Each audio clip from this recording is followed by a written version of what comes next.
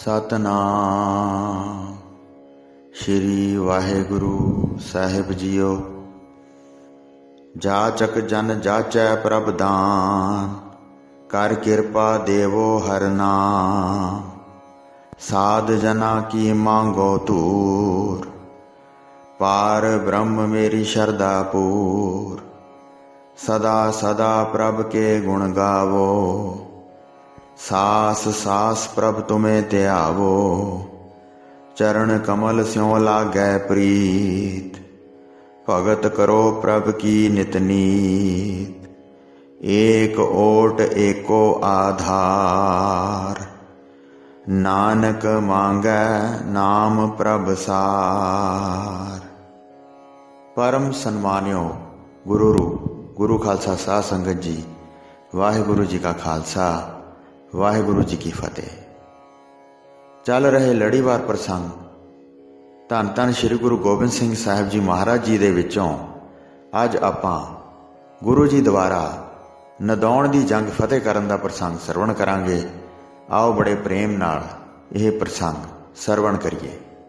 औरंगजेब कई सालां तो दिल्ली तो किते दूर गया होया सी। उत्थे किसे नाल युद्ध विच उलझा होया सी। दिल्ली विच एक मियाँ खान उमराव रहिंदा सी, जिस पास बहुत सैना सी। एक अलफ खान उसदे पास योद्धा सी। वह चढ़ के जम्मू वाल आ गया। उन्होंने सलाह बनाई कि सारे पहाड़ी राजियां तो धन इकट्ठा करया करिए, ते नाल ये भी मता पकाया कि जब तक राजा भीम चंद धन नहीं देवेगा, कोई भी पहाड़ी राजा धन नहीं देवेगा। इस करके उन्होंने नदौन की पहाड़ी के उत्ते आके अपना डेरा ला लिया ते भीम चंद नूं धन देण वास्ते अपने दूत भेज दिते। जद भीम चंद नूं इस बारे पता लग्या तां ओह बहुत क्रोध विच आ गया ते धन देण तो इनकार कर दिता ते गुरु जी की मदद लैण बारे सोचण लगा। फिर सलाह बना के उसने अपने वजीर नूं गुरु जी के पास भेज दिता। गुरु जी के पास जाके उसने चरण बंदना की अते गुरु जी नूं राजा भीम चंद की बेनती सुना दी। उसने कहा कि कृपाल कटोचीए ते खान दोवां ने मिल के सेना इकट्ठी की है अते भीम चंद के राजे नूं कह रहा है कि धन दिओ या युद्ध करो। तुहाडे भरोसे राजे भीम चंद ने वड्डा उमाह धारण किया है, सो आप जी राजा भीम चंद की मदद करो। गुरु जी ने सुन के हौसला दिता ते कहा, चिंता ना करो, वैरियां नूं जित लवांगे। गुरु जी ने सवेरे ही नगारा वजा के जंग वास्ते तैयारी कर ली ते सारे शस्त्र वस्त्र लैके अपनी सेना सहित नदौन दीआं पहाड़ियां वल चल पए। बहुत बंदूकां, किरपानां अते तोपां नाल दोवें पासिਆਂ दीआं सेना भिड़ पईयां। बहुत घमसान युद्ध होया। दोवां पासिਆਂ तो सामने होके ऐसा भेड़ होया कि खंभे वांग खलो के वड्डा युद्ध कीता। गोलियां ते बाण सूरमिਆਂ ਦੇ अंगां नूं पाड़ रहीਆਂ सन। हिरदे विच क्रोध करके कड़ाकाड़ मची हुई सी।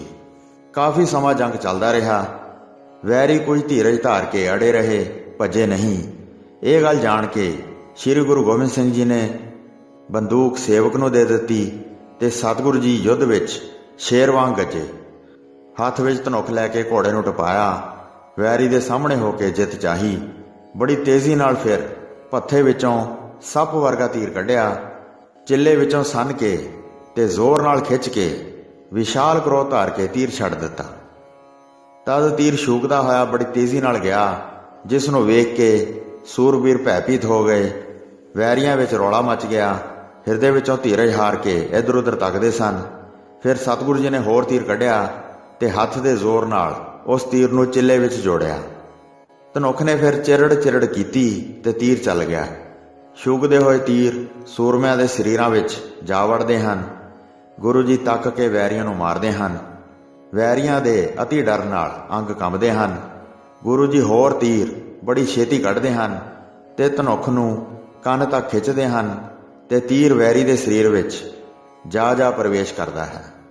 सूरबीर धरती ते डिग के हाय हाय करदे हन। इस तरह गुरु जी ने क्रोध विच आके 4 तीर सज्जे हथ नाल मारे। फिर धनुख विद्या विच निपुण गुरु जी ने खब्बे हथ नाल तीर कमान खिंचिया तीर छड्ड के सूरमिਆਂ ਦੇ अंग भंग ਕੀਤੇ। ਮੂੰਹ ਵਿੱਚੋਂ ਲਹੂ ਨਿਕਲ ਰਿਹਾ ਸੀ, ਮਾਨੋ 20 ਰਸ ਦਾ ਰੰਗ ਚੜਿਆ ਸੀ। ਫਿਰ ਗੁਰੂ ਜੀ ਵੈਰੀਆਂ ਦੇ ਦਲ ਦੇ ਸਾਹਮਣੇ ਹੋ ਗਏ। ਉਹਨਾਂ ਨੇ ਫਿਰ ਘੋੜੇ ਨੂੰ ਬਹੁਤ ਚੰਚਲ ਕੀਤਾ, ਧੂਮ ਧਾਮ ਨਾਲ ਵੱਡਾ ਹੱਲਾ ਕੀਤਾ। ਵੈਰੀ ਦੇ ਕੋਲ ਪਹੁੰਚ ਕੇ ਉਸ ਨੂੰ ਆਰਾਮ ਨਹੀਂ ਕਰਨ ਦਿੱਤਾ। ਧੀਰਜ ਛੁਡਵਾ ਕੇ ਵੈਰੀ ਦਲ ਨੂੰ ਭਜਾਇਆ ਤੇ ਖੱਬੇ ਹੱਥ ਨਾਲ ਗੁਰੂ ਜੀ ਨੇ 3 ਤੀਰ ਚਲਾਏ। ਰਾਜੇ ਭੀਮ ਚੰਦ ਨੇ ਗੁਰੂ ਜੀ ਦੀ ਸਹਾਇਤਾ ਲੈ ਕੇ ਵੱਡੇ ਧੀਰਜ ਨਾਲ ਸੂਰਬੀਰਾਂ ਨੂੰ ਵੰਗਾਰਿਆ। ਮੋਰਾਂ ਵਾਂਗ ਘੋੜਿਆਂ ਨੂੰ ਚਲਾਇਆ ਤੇ ਮਾਰ ਲਵੋ ਕਰਦਾ ਰਾਜਾ ਉਮੜ ਪਿਆ। ਜਿਹੜੇ ਕਿਰਪਾਲ ਕਟੋਚ ਆਦਿ ਸਨ ਉਹ ਲੜਦੇ ਲੜਦੇ ਪਿੱਛੇ ਹਟ ਗਏ। ਵੱਡਾ ਸੂਰਬੀਰ ਮਰ ਗਿਆ ਸੀ। ਹੁਣ ਕੌਣ ਭਿੜੇ? ਉਹ ਗੁਰੂ ਜੀ ਦੇ ਪ੍ਰਤਾਪ ਨੂੰ ਸਹਾਰ ਨਹੀਂ ਸੀ ਸਕਦੇ। ਰਣ ਖੇਤਰ ਨੂੰ ਛੱਡ ਕੇ ਲੱਕੜਾਂ ਦੇ ਵਾੜੇ ਵਿੱਚ ਚਲੇ ਗਏ। ਹੌਲੀ ਹੌਲੀ ਸੂਰਬੀਰ ਲੜਦੇ ਵਾਰ ਕਰ ਰਹੇ ਸਨ। ਕਾਠ ਦੇ ਵਾੜੇ ਵਿੱਚ ਜਿਹੜਾ ਉੱਚਾ ਸਥਾਨ ਸੀ, ਭੱਜ ਕੇ ਜਾ ਕੇ ਉੱਥੇ ਪ੍ਰਵੇਸ਼ ਕਰ ਗਏ। ਕਈ ਸੂਰਮੇ ਬਾਹਰ ਖੜੇ ਸਨ। ਉਹਨਾਂ ਨੂੰ ਦਬਾਉਣ ਵਾਸਤੇ ਪੈਰ ਹਿੱਲੇ।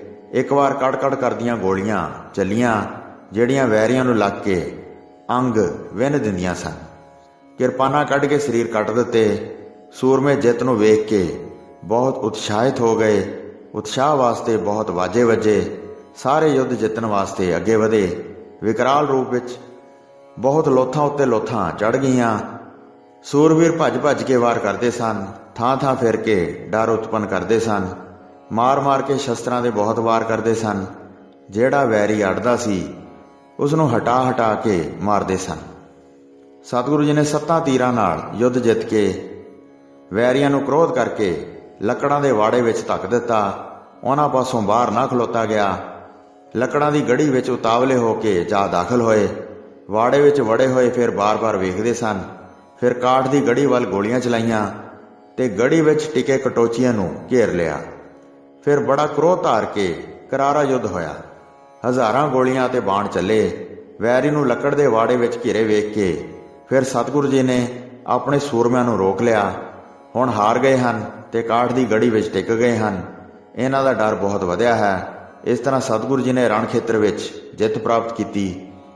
ਦੋਵਾਂ ਪਾਸਿਆਂ ਦੇ ਸੂਰਮਿਆਂ ਨੇ ਗੁਰੂ ਜੀ ਨੂੰ ਵੱਡਾ ਸੂਰਬੀਰ ਸਮਝਿਆ, ਜਿਨ੍ਹਾਂ ਦੇ ਹਿਰਦੇ ਵਿੱਚ ਕਦੀ ਵੀ ਡਰ ਨਹੀਂ ਉਪਜਿਆ ਹੈ। ਆਪ ਤੀਰ ਮਾਰ ਕੇ ਵੈਰੀ ਨੂੰ ਭਜਾਇਆ। ਜਿਵੇਂ ਪਹਿਲਾਂ ਸ਼੍ਰੀ ਪੌਂਟਾ ਸਾਹਿਬ ਵਿੱਚ ਜੰਗ ਜਿੱਤੀ ਸੀ, ਸਮੂਹ ਪਹਾੜੀ ਰਾਜਿਆਂ ਨੂੰ ਡਰਾਇਆ ਸੀ, ਹੁਣ ਉਸੇ ਰੀਤੀ ਨਾਲ ਇਹ ਜਿੱਤ ਪ੍ਰਾਪਤ ਕੀਤੀ ਹੈ। ਗੁਰੂ ਜੀ ਬਹੁਤ ਵੱਡੇ ਸੂਰਬੀਰ ਤੇ ਬਹਾਦਰ ਹਨ। ਸਾਰੇ ਸੂਰਮੇ ਗੁਰੂ ਜੀ ਦੀ ਇਸ ਤਰ੍ਹਾਂ ਕੀਰਤੀ ਕਰਦੇ ਹੋਏ ਪਿੱਛੇ ਹਟ ਕੇ ਆਪਣੇ ਡੇਰਿਆਂ ਵਿੱਚ ਜਾ ਕੇ ਆਨੰਦ ਕਰਨ ਲੱਗੇ। ਵੈਰੀਆਂ ਨੂੰ ਭਜਾ ਕੇ ਵਾੜ ਵਿੱਚ ਧੱਕ ਦਿੱਤਾ ਤੇ ਫਿਰ ਆ ਕੇ ਸੁਧਾਰ ਕੇ ਡੇਰਾ ਕੀਤਾ। ਨਗਾਰੇ ਵਜਾ ਕੇ ਸੂਰਬੀਰ ਪ੍ਰਸੰਨ ਹੁੰਦੇ ਸਨ। ਸਾਰੇ ਆਪਣੀ ਆਪਣੀ ਵਹੀਰ ਲੈ ਕੇ ਉਤਰ ਪਏ। ਸਤਿਗੁਰੂ ਜੀ ਨੇ ਆਪਣਾ ਤੰਬੂ ਲਗਵਾਇਆ। ਉਧਰ ਭੀਮ ਚੰਦ ਨੇ ਕੁਝ ਦੂਰ ਜਾ ਕੇ ਆਨੰਦ ਧਾਰ ਕੇ ਡੇਰਾ ਲਾਇਆ। ਹਨੇਰੀ ਰਾਤ ਗੁਜ਼ਾਰ ਕੇ ਵਿਸ਼ਰਾਮ ਕੀਤਾ। ਕੋਈ ਨੇੜੇ ਜਾਂਦਾ ਵੀ ਵਿਖਾਈ ਨਹੀਂ ਸੀ ਦਿੰਦਾ। ਫਿਰ ਰਾਤ ਨੂੰ ਉਹਨਾਂ ਨੇ ਵਿਸ਼ਰਾਮ ਕੀਤਾ। ਤਦ ਅਲਫ ਖਾਂ ਨੇ ਕਟੋਚ ਨਾਲ ਮਿਲ ਕੇ ਸਲਾਹ ਕੀਤੀ, ਜੰਗ ਕਰਨੀ ਨਹੀਂ ਬਣਦੀ ਹੈ, ਵਾੜ ਛੱਡ ਕੇ ਇਸ ਵਾਰੀ ਚਲੇ ਜਾਓ। ਬਹੁਤ ਸੂਰਮੇ ਖੱਪ ਗਏ ਹਨ ਤੇ ਬਿਜੜ ਵਾਲੀਆ ਸੂਰਮਾ ਮਾਰਿਆ ਗਿਆ ਹੈ। ਵੱਡੇ ਸੂਰਬੀਰ ਗੁਰੂ ਜੀ ਇਹਨਾਂ ਦੇ ਸਹਾਇਕ ਬਣੇ ਹਨ। ਇੱਕ ਗੋਲੀ ਮਾਰ ਕੇ ਜਿੱਤ ਪ੍ਰਾਪਤ ਕਰ ਲਈ ਹੈ। ਜਦ ਸਵੇਰ ਹੋਈ ਤਾਂ ਫਿਰ ਘਮਸਾਨ ਦਾ ਯੁੱਧ ਹੋਵੇਗਾ। ਵੈਰੀ ਬੜੇ ਜ਼ੋਰ ਨਾਲ ਚਾਰੇ ਪਾਸਿਆਂ ਤੋਂ ਆ ਪਵੇਗਾ। ਰਾਜੇ ਦੇ ਸੂਰਮੇ ਲੜ ਕੇ ਮਰ ਜਾਣਗੇ। ਦਿਆਲ ਤੋਂ ਬਗੈਰ ਦਬਾਉਣ ਵਾਲਾ ਉੱਥੇ ਕੌਣ ਭਿੜੇਗਾ? ਗੁਰੂ ਜੀ ਰੇਲ ਪੇਲ ਕਰਦੇ ਵਿੱਚ ਆ ਜਾਣਗੇ। ਉਹਨਾਂ ਦੇ ਹੱਲੇ ਨੂੰ ਕੌਣ ਖੜਾ ਹੋ ਕੇ ਝੱਲੇਗਾ? ਖਾਮ ਮਰਾਂਗੇ। ਇਸ ਕਰਕੇ ਯੁੱਧ ਛੱਡ ਦਿਓ। ਜਦੋਂ ਇਹ ਗੁਰੂ ਜੀ ਤੋਂ ਬਿਨਾਂ ਹੋਣਗੇ ਉਸ ਸਮੇਂ ਇਹਨਾਂ ਨਾਲ ਲੜਾਂਗੇ। ਫਿਰ ਨਿਸੰਗ ਹੋ ਕੇ ਵੱਡਾ ਜੰਗ ਜਿੱਤਾਂਗੇ। ਅਸੀਂ ਸਦਾ ਤੇਰਾ ਸਾਥ ਦਿਆਂਗੇ। ਜਦ ਇਸ ਤਰ੍ਹਾਂ ਚੱਲਣ ਦੀ ਗੱਲ ਅਲਫ ਖਾਂ ਨੇ ਸੁਣੀ ਤਾਂ ਮਨ ਵਿੱਚ ਚੰਗੀ ਗੱਲ ਮੰਨ ਕੇ ਸਨਮਾਨ ਧਾਰਨ ਕੀਤਾ।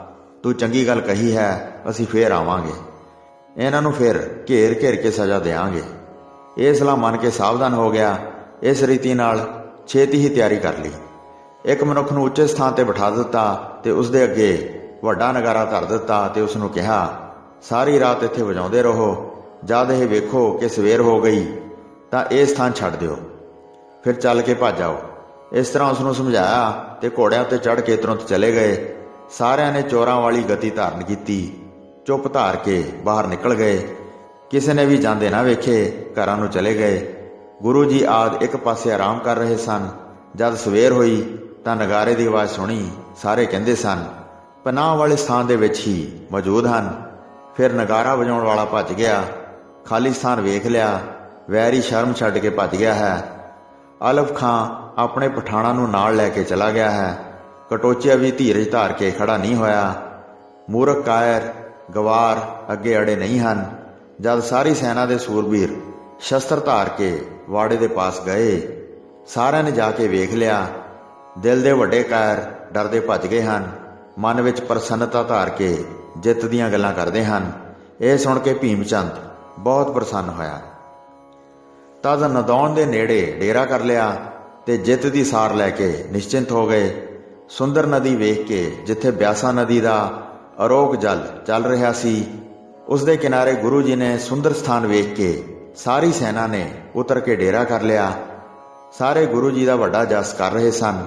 ਆਪਣੇ ਸੇਵਕਾਂ ਨੂੰ ਨਿਵਾਜਦੇ ਹਨ ਤੇ ਵੈਰੀ ਵਾਸਤੇ ਵਿਕਰਾਲ ਰੂਪ ਹਨ। ਇੱਕ ਦਿਨ ਬਤੀਤ ਕਰਕੇ ਉੱਥੇ ਖਾਣ ਪੀਣ ਕੀਤਾ ਤੇ ਸਤਿਗੁਰੂ ਜੀ ਫਿਰ ਉੱਚੇ ਸਥਾਨ ਤੇ ਵਿਰਾਜ ਗਏ।